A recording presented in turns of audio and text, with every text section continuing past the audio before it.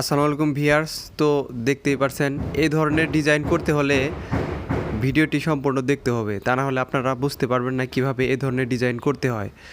তো চলুন ভিডিওটি শুরু করা যাক।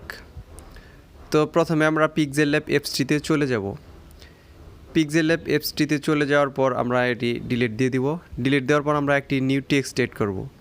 তো আপনারা যেই ডিজাইনটি করতে চান, অর্থাৎ আমি আমার পছন্দ অনুযায়ী একটা ডিজাইন করব, আপনারা আপনাদের পছন্দ অনুযায়ী এই লেটারগুলা ডিজাইন করে নেবেন।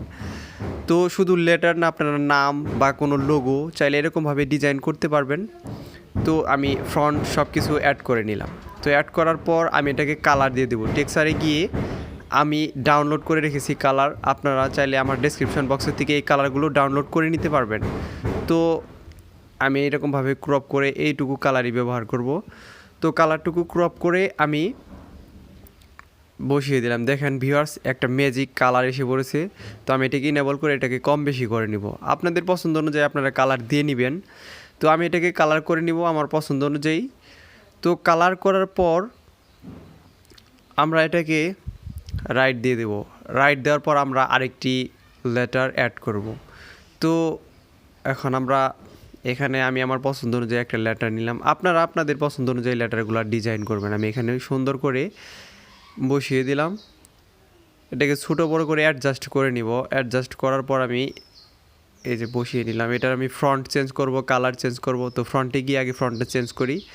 তো আমার এই ফ্রন্টটাই সবচেয়ে বেশি ভালো লাগে, আমি এজন্য এই ফ্রন্টটাই বেশি ইউজ করি। তো এই ফ্রন্টটা ইউজ করলাম। তো তারপর আমরা এটাকে কপি করে নিব। কপি করে এক সাইডে রেখে দিব। তারপর এটাকে আমরা মার্জ করে এই যে কপি করে আমি এক সাইডে রেখে দিলাম। এখন টি এবং এস এ দুটাকে আমরা মার্জ করে নিব। তো মার্জ করতে হলে আমরা ওই যে উপরে যে লেয়ার আছে এটাকে কপি করে রেখে দিলাম। উপরের লেয়ার অপশনে ক্লিক করবো কর্নারে। তারপর যে উপরের যে দুইটা লেয়ার আছে অর্থাৎ টিএস যে দুইটা আমরা সাজাইছি ওই দুইটাকে আমরা মার্জ করে নিব। তো মার্জ করার পর আমরা এটাকে রিমুভ কালার করে দিব, অর্থাৎ এসের যে কালারটুকু আছে ওটা সম্পূর্ণটুকুই আমরা রিমুভ করে টিটাকে আমরা এই যে এরকমভাবে করে নেব, টলারেন্স বাড়িয়ে দিব। তো টলারেন্স বাড়িয়ে দেওয়ার পর টলারেন্স আমি বাড়িয়ে নিচ্ছি ভিউয়ার্স দেখেন। তারপর আমরা এখানে এস বসাবো, টি না। দেখেন আমরা এখানে এস বসিয়ে এই যে এইভাবে এসটা বসিয়ে এটার কালার আমরা চেঞ্জ করে দিব। তো এসের কালারটা আমরা মন মতো দিয়ে নিব। আপনাদের সুবিধার্থে আপনারা যে কোনো ধরনের কালার ব্যবহার করতে পারবেন কালার অপশনে গিয়ে, বা টেক্সচারে গিয়ে আপনারা কালার অ্যাড করতে পারবেন। আমি কালার থেকেই কালারটা অ্যাড করব। তো ভিউয়ার্স, টেক্সচারে গিয়ে কীভাবে কালার চেঞ্জ করতে হয় সেটা তো দেখলেনই, ওইভাবেই একইভাবে সব কিছুরই কালার চেঞ্জ করতে পারবেন। তো এখন আমি এসের কালারটা আমি দিয়ে নিব। তো আমি টিটাকে লক করে নিই, কারণ টি এর কালার এসে পড়ছে। এসটাকে আমরা কালার দেব।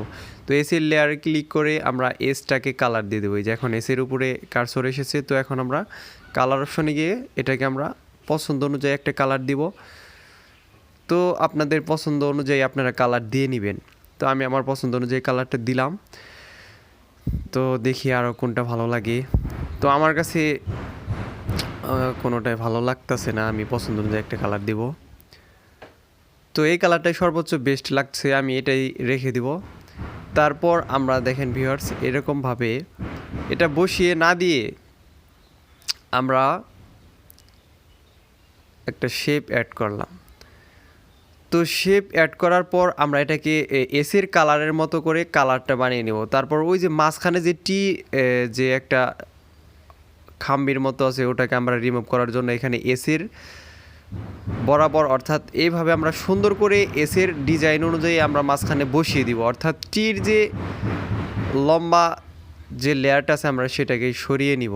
তো এই যে দেখেন ভিউয়ার্স, আমি বসিয়ে দিলাম, কিন্তু এসের কালারটা মাঝখানে মিলল না, তাই আমি কালার অপশনে গিয়ে কালারটা কারেক্ট করে নিব। তো কালারটা কারেক্ট করে নিলাম। ভিউয়ার্স, আপনারাও এরকমভাবেই করবেন, এটাই সবচেয়ে সহজ উপায়।